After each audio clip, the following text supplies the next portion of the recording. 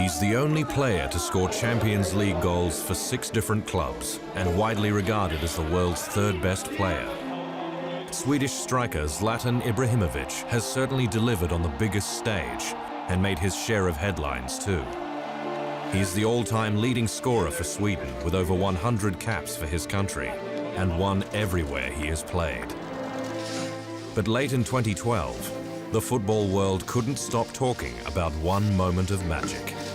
This is perfection, the most inspired moments in sport.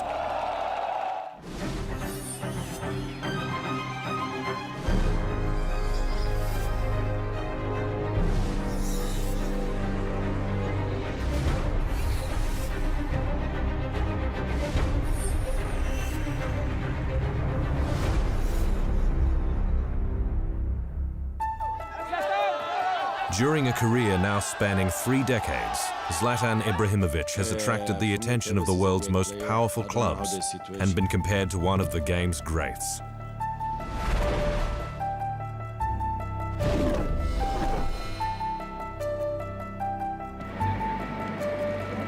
Zlatan Ibrahimović grew up in the port city of Malmö on Sweden's southern coast, the son of a Bosnian father and Croatian mother who had met each other after emigrating to Scandinavia.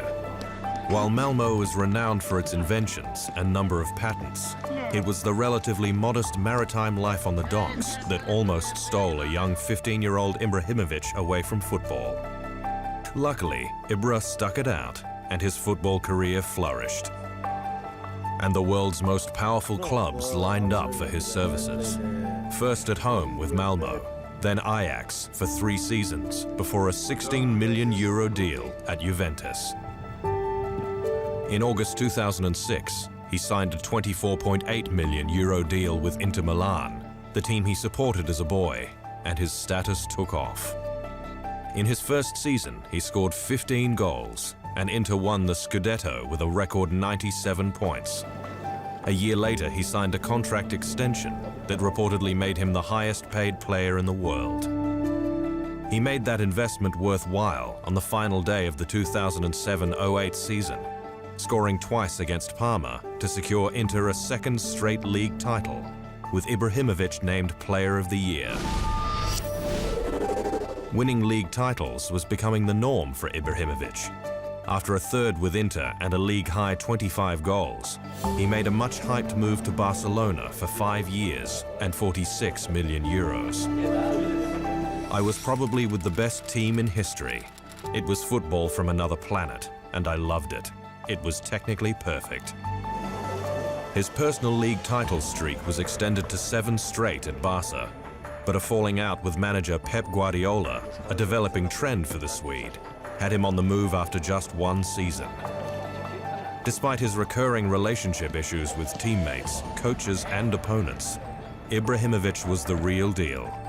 His 195-centimeter frame making him deadly in the air, combining athleticism with superb vision, passing, and some of the best finishing in world football.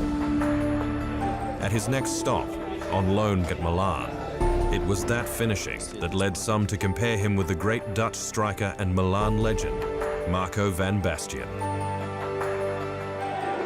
In July 2012, the Qatari owners of Paris Saint-Germain had seen enough and coaxed Ibra away from Milan for an annual salary in excess of €14 million. And Ibrahimović had just one thing on his mind.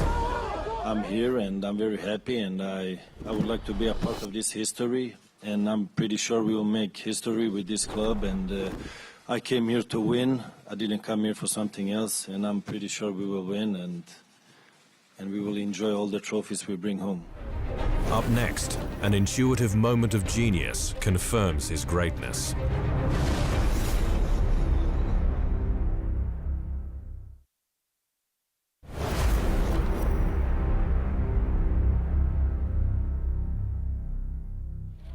Before signing with Manchester United as a free agent in 2016, Zlatan Ibrahimović became the world's 2nd highest paid player when he joined Paris Saint-Germain in 2012.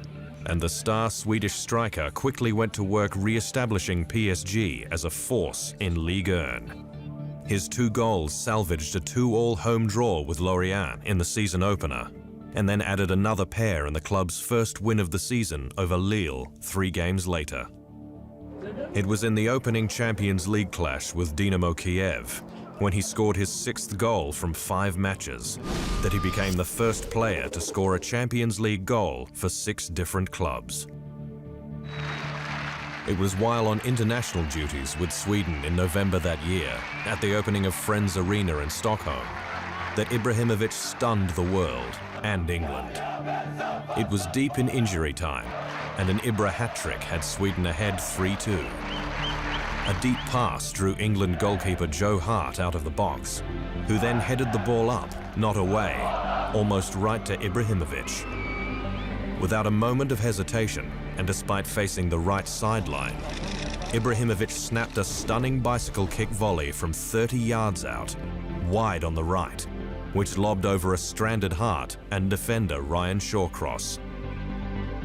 England skipper Steven Gerrard, playing his 100th match in national colours, summed it up best. "That's the best goal I've seen. That was a world-class performance from a world-class player." That strike was voted FIFA Goal of the Year at the 2013 Ballon d'Or celebrations, attracting 48.7% of the votes by fans. Ibrahimović and PSG would win league titles in 2013 and 14, making it 11 winners' medals from 13 seasons since 2002 with Ajax. And after his stellar 2014 season, he was asked if he agreed with the suggestion by his club president he should be anointed the world's best player with a golden ball.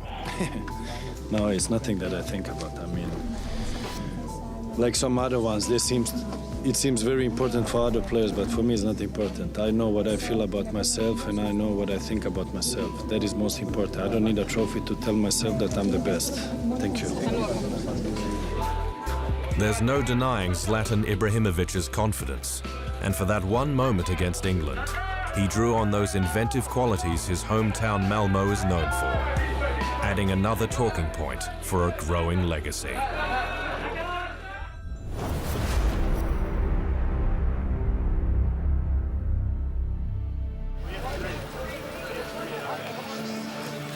Before Michael Phelps rewrote the swimming record books, it was an Australian named Ian Thorpe who was simply the best we'd seen for a very long time.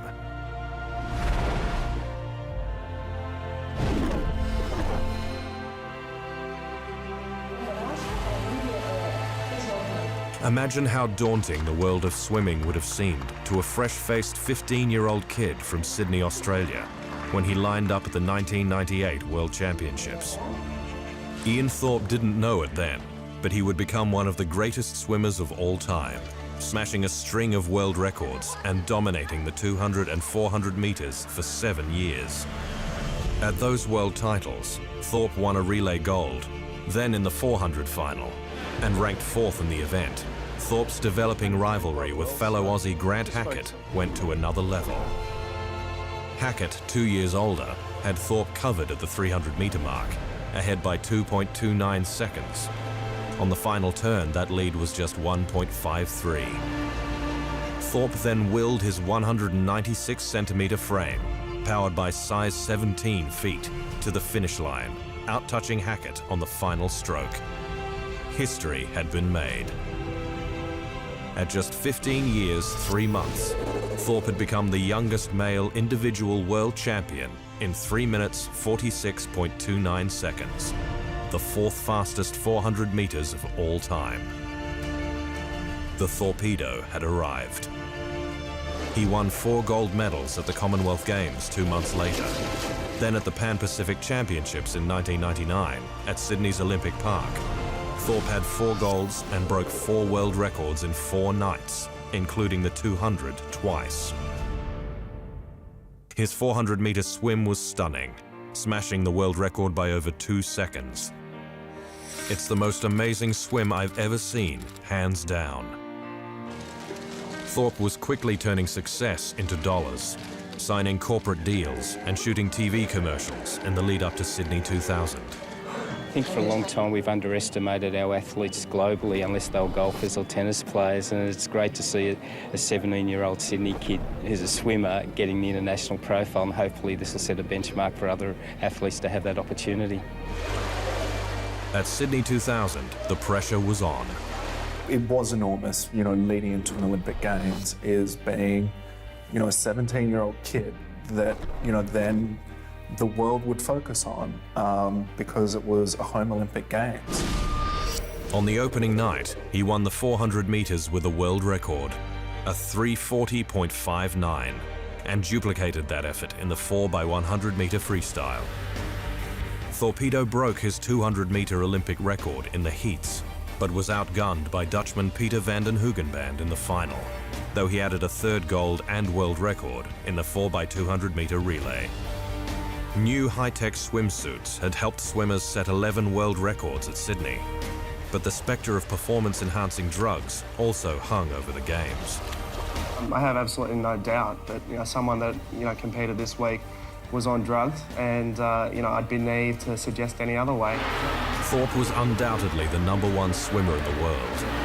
And while Phelps, Tiger Woods, and later Usain Bolt dominated the decade with extraordinary performances, it was Thorpe who kicked it all off at the 2001 World Aquatic Championships in Japan. He became the first man in 26 years to win the 200, 400, 800 treble, and won them all in world record time. Thorpe added gold in the 4x100 and then 4x200 metre relay, in a fourth world record time, as the Australians beat the Americans in the medal count for the first time. He swam a personal best in the 100 metre final, finishing fourth, and with that effort, got the job to anchor the 4x100 medley team on the final night, and it was another Thorpe masterclass. Thorpe trailed 100 metre champion American Anthony Irvin by half a body length as he entered the water, then was a length back with 50 to go. Thorpe simply refused to lose, reeling in the American with 5 metres left to touch first and secure a 6th gold medal, the first swimmer to win 6 golds at a world championship. He would beat van den Hoogenband again at Athens for his first Olympic 200 metre title, and did so in a Games record, as well as defend his 400 metre gold. There were comeback bids, but that would do it for Thorpe, who finished his career setting 13 individual world records, winning 5 Olympic gold medals, the most by any Australian, 11 World Championship titles, and was named World Swimmer of the Year 4 times. It all ended too soon, but for a time, Ian Thorpe was simply the best. After the break, 2 athletes scaling new heights.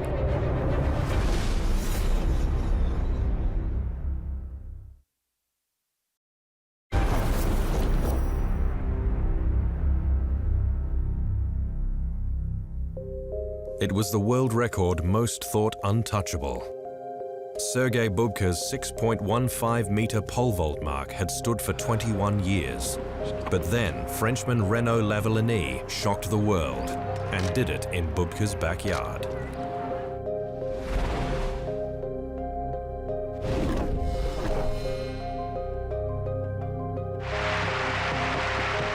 For the best part of 2 decades, Ukrainian pole vaulter Sergei Bubka had the sport to himself.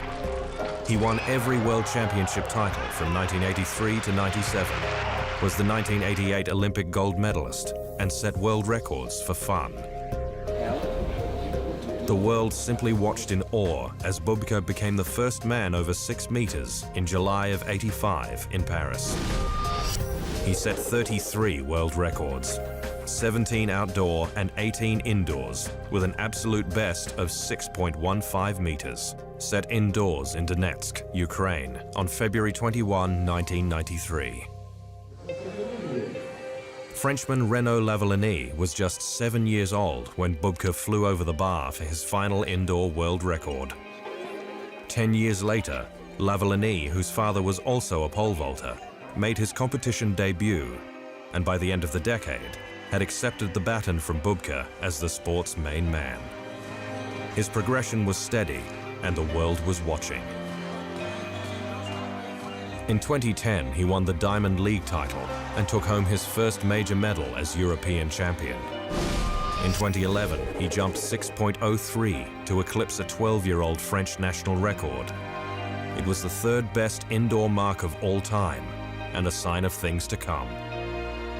His 2012 was epic, winning the world indoors with 5.95, 15 centimeters clear of silver and bronze, then secured a second straight European title with a leap of 5.97. Then at his first Olympic Games, he set a Games record with 5.97 to win gold easily, and the Frenchman was the undisputed kingpin of the sport. At the London Grand Prix meeting in 2013, he set a new outdoor personal best of 6.02 meters.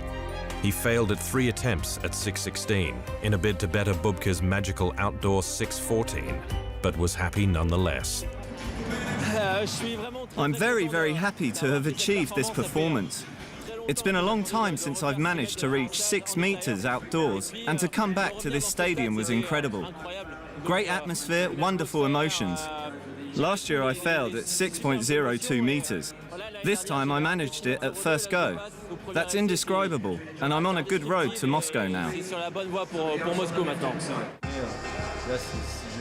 Pole vaulters are a special breed of athlete. Ask anyone to propel themselves 6 meters into the air on the end of a flexible pole, and they'll say you're crazy.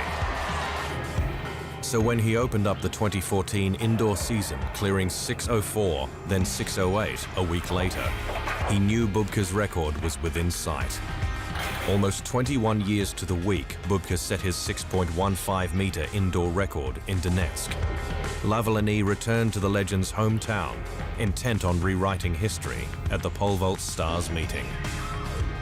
He cleared 5.76, then 5.91, but needed all 3 attempts to get over 6.01 before raising the bar 6.16, the sport's new frontier. With Bubka watching from the stands and dance music thumping inside the arena, Lavillenie powered down the runway before launching himself at pole vaulting immortality. 20 feet 2.5 inches in the old scale, and cleared it with ease. No one had jumped higher, indoor or outdoor, and Rennie was in disbelief.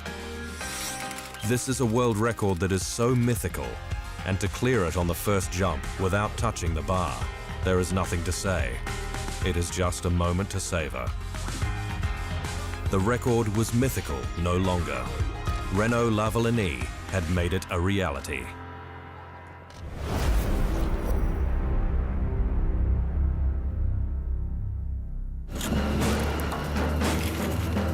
You can call Russian extreme base jumper Valery Rozov crazy, but the bigger the challenge, the bigger the thrill.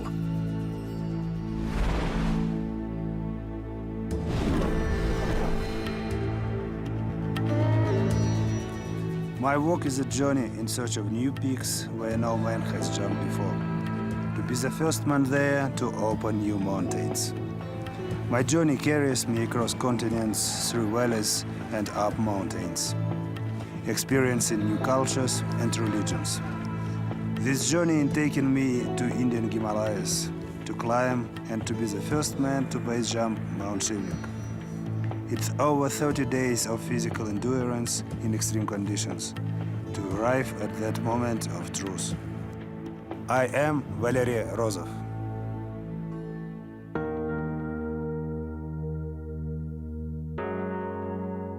It was June 2012, and Valery Rozov set yet another world record with the base jump from the 6,543-meter summit of Mount Shivling. The veteran extreme daredevil has over 10,000 jumps to his name, and it seems the higher it is, the more he wants to jump from it. His passion takes him to the most beautiful and remote areas of the world, and he gets a bird's-eye view of the sprawling wilderness most of us only get to see from wildlife and nature documentaries. In 2009, Rozov, then 44, jumped from a helicopter into the active Mutnovsky volcano on Russia's Kamchatka Peninsula. He only opened his parachute after dropping below the rim of the volcano, and then landed safely on a sheet of ice in the middle of the simmering crater. He's jumped from the Italian side of Mount Bianco, the highest summit in Europe, and successfully conquered Mount Ushba in Svaneti, Georgia, in a region where Rozov began his climbing career. But the ultimate rush would come in May 2013, an attempt at Everest, the world's highest mountain. The preparation for this project has started 2 years ago. I think Everest jump it's difficult because it's a totally unknown area for me. This altitude, totally unknown. At 7,220 meters, or 23,688 feet, this was literally Rozov's Everest. It didn't come any bigger than this. This challenge would take place nearly 60 years to the day of the very first ascent of Everest by Sir Edmund Hillary, jumping from the North Face. His team had spent 3 weeks in the Himalayas acclimatizing to the conditions, which were at times unfavorable. The plan was to hike from base camp to the designated jump zone, a 4-day climb. Rozov would wear a specially designed winged suit for the jump before landing on a glacier at just under 6,000 meters above sea level. The most critical part for me during this jump is start to fly as early as possible. And then he was gone. And his speed would reach 200 kilometers per hour. He would fly for almost a minute. Rozov had set yet another world record for the highest base jump in history. Of course, I'm super happy. Even in the air, I feel that I did it.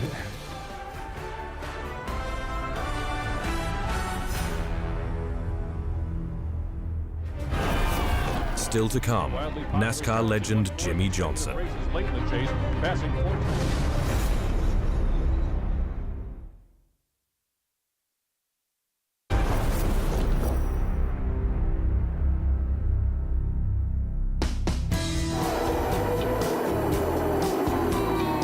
NASCAR racing is an American institution, and one man is winning more than most.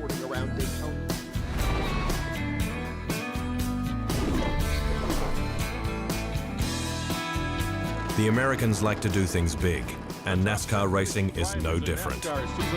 Most NASCAR events attract crowds in excess of 100,000. Only the National Football League rates better on television, and more Fortune 500 companies sponsor stock car racing than any other sport. If you're an elite driver, you can earn as much as $25 million annually from salary and endorsements. And that's Jimmie Johnson, who for the past decade has been NASCAR's poster boy. His 6 overall Sprint Cup titles placed him just one behind the sport's greats, Richard Petty and the late Dale Earnhardt. But it was in 2009 that Johnson did what no racer had done before. It was a tough season for everyone, with the global financial crisis hitting NASCAR hard. There were job losses, manufacturers went bankrupt, and support for teams slashed or cut altogether.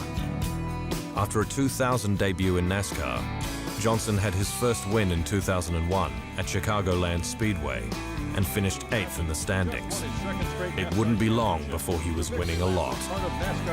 At the close of the 2008 season, Johnson had become just the second man to win 3 straight Cup titles. It means a lot. I mean, it really does. But I don't think I'm really going to grasp it until I hang my helmet up and have time to reflect on it and really look back. And maybe that's just my personality. I'm, of course, thinking about next season. Driving for the powerful Hendrick Motorsports team, alongside teammate and 4-time champion Jeff Gordon, Johnson tackled the 36-race program with a vengeance, winning 7 races, had 16 top 5 finishes, and 4 pole positions. Importantly, that 4th pole came in the final race of the season in Miami, with Johnson leading the points race by 108 points from Mark Martin after winning a week earlier in Phoenix. It would be a 267-lap nail-biter, with the lead changing hands several times, a race marred by 7 cautions. But Johnson stayed out of trouble to finish 5th to secure an unprecedented 4th straight Cup title. The truth of it is, to do something that's never been done in this sport, and the greats Petty, Earnhardt, Gordon. To do something they've never done is so awesome. 2 days later, Johnson celebrated his achievement as New York City declared it Jimmie Johnson Day, and the Empire State Building lit up in team colors. It's just a great honor. To have a day named Jimmie Johnson Day is awfully cool. To have the colors tonight of the race team up on the Empire State Building is going to be something special and unique. And just some of the perks that come with winning 4th consecutive championship. A year later, Johnson would make it 5 straight. He added a 6th in 2013 and then a 7th in 2016, taking his seat alongside 2 of the sport's legends.